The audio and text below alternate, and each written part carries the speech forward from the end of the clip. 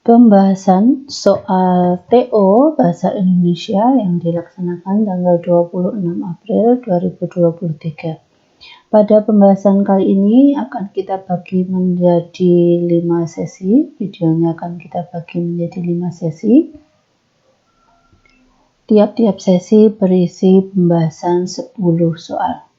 Untuk sesi pertama kita akan membahas soal nomor 1 sampai dengan nomor 10. Soal nomor 1, pertanyaannya adalah makna kata padat. Kata padat terdapat pada konteks kalimat kedua, yaitu namun saat aktivitas mulai padat, banyak orang mengabaikan kesehatan tubuhnya sehingga stamina menurun dan tubuh mudah lelah. Pada konteks ini, kita disajikan 4 makna kata padat yang terdapat di KBBI. Setelah kita cocokkan dengan konteksnya, maka kata padat di sana maknanya adalah makna yang kedua, yaitu tidak ada waktu luang, berimpitan sehingga tidak ada waktu sela. Di sini waktu-waktu adalah saat aktivitas mulai padat. Soal kedua tentang gaya hidup minim sampah. Kemudian yang ditanyakan adalah pernyataan yang sesuai. Untuk pernyataan yang sesuai, maka kita harus mencari pilihan jawaban yang kalimat yang ada di pilihan jawaban itu memang ada di teks yang ada di kutipan soalnya. Maka kita akan menentukan pernyataan yang sesuainya adalah yang D. Kesadaran membawa kantong belanja sendiri cukup berdampak pada pengurangan kantong plastik sekali pakai. Ini terdapat pada teks di kalimat kedua. Sedangkan jawaban A di sini salahnya karena botol air mineral itu untuk dipakai berulang. Nah, ini salahnya di sini. Botol air mineral itu untuk sekali pakai. Kemudian zero waste sudah diterapkan masyarakat Indonesia sejak zaman dahulu. Nah, ini salahnya sejak zaman dahulu ya. Karena apa? Karena di sini ada kata tren, menjadi tren. Jadi ya minim sampah itu bukan sejak zaman dulu. Kemudian yang C, salahnya satu-satunya cara. Nah, ini salahnya di sini ya. Ini bukan satu-satunya cara, hanya salah satu saja. Baik, berikutnya nomor 3. Yang ditanyakan kalimat yang menyatakan sebab, akibat, dan pertentangan.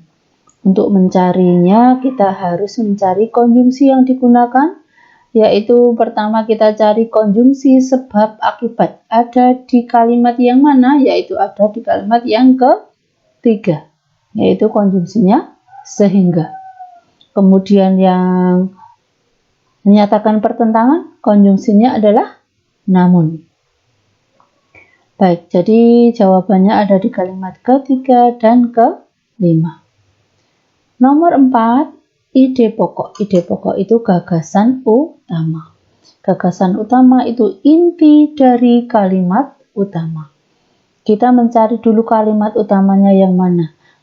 Di paragraf nomor 4 ini, kalimat utamanya adalah di kalimat pertama. Ini merupakan paragraf deduktif. Jadi, inti dari kalimat pertama adalah jawaban C.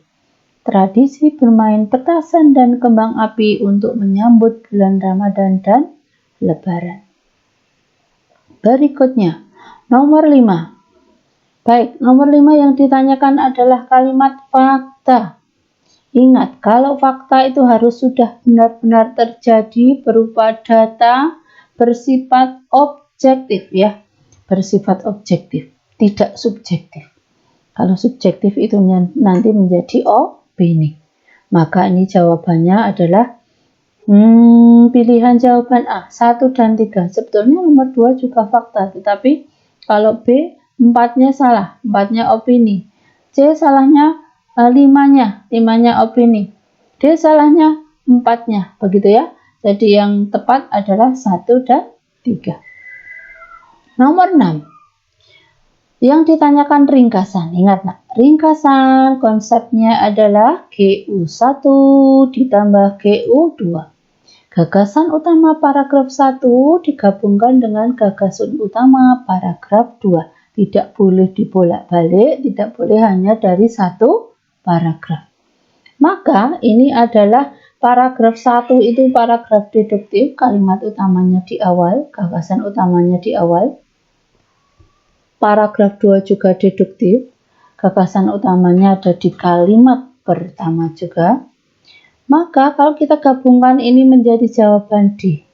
Frambusia adalah infeksi bakteri menaun yang bisa menyerang kulit. Nah, ini dari gagasan utama paragraf 1. Digabungkan, gejala awal jika terkena penyakit ini akan muncul setelah 4 minggu terinfeksi. Nah, ini dari GU2, gagasan utama paragraf 2. A ini hanya paragraf 2, B hanya paragraf 1, C hanya paragraf 2 saja. Nomor 7. Simpulan. Simpulan adalah pendapat akhir dari sebuah uraian. Kalau di sini uraiannya berupa paragraf, berarti pendapat akhir dari sebuah paragraf. Yang namanya pendapat akhir maka harus berupa pendapat. Jangan lupa bahwa ini jenisnya adalah paragraf deduktif. Kalimat utamanya di awal. Maka tidak boleh simpulannya hanya diambilkan dari satu kalimat. Harus menyeluruh. Ya, harus menyeluruh. Maka jawabannya ada di jawaban B. Tidak selamanya stres buruk untuk kesehatan, asalkan kita dapat mengontrol perasaan dan pola hidup sehat. Jawaban A, C, dan D ini hanya merupakan salah satu kalimat saja. 8. Perbedaan penggunaan bahasa. Kedua teks. Teks 1 itu kalimat aktif, buktinya ada ini, predikatnya kalimat pertama mengalami. Kalimat berikutnya memahami. Kalimat berikutnya lagi memiliki. Ada melupakan, mengetahui. Ini adalah bukti-bukti dari penggunaan kalimat aktif. Sedangkan teks 2 ini disuarakan, dilakukan, dilestarikan, dimajukan, dikembangkan, diinternalisasikan, diperlukan. Merupakan indikator dari kalimat pasif. Nomor 9. Nomor 9, perbedaan pola penyajian. Di sini ada kausalitas, kronologis, pertentangan, umum khusus sama dengan deduktif, khusus umum sama dengan induktif, gitu ya. Kausalitas itu sebab akibat atau penyebaban, pertentangan, kronologis urutan waktu. Oke, kita cek nomor 9. Teks 1. Di sana terdapat konjungsi karena. Ya, karena itu merupakan penyebaban, sebab akibat. Sehingga juga sebab akibat. Teks 2 ada kata namun. Nah, namun adalah konjungsi pertentangan. Baik, berikutnya nomor 10. Nomor 10. Yang ditanyakan adalah keunggulan teks. Teksnya ini berupa teks sebuah hasil riset. Riset itu penelitian, ya. Hasil penelitian. Biasanya hasil riset itu menggunakan bahasa-bahasa yang istilah-istilah bidang ilmu sehingga sulit dipahami.